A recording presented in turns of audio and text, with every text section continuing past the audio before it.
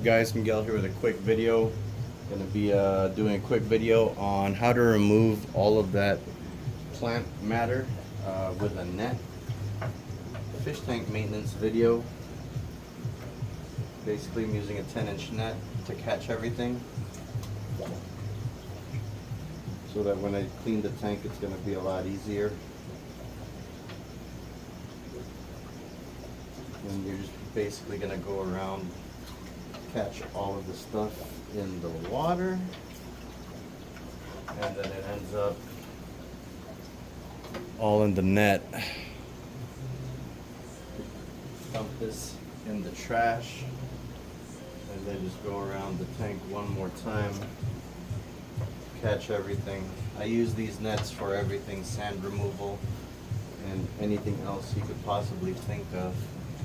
And then now, all I really have to do is scrub the tank, drain it, sanitize it, and then that's it.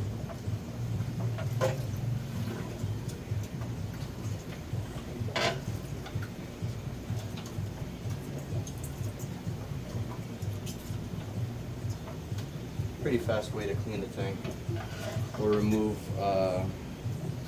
stuff from inside the tank.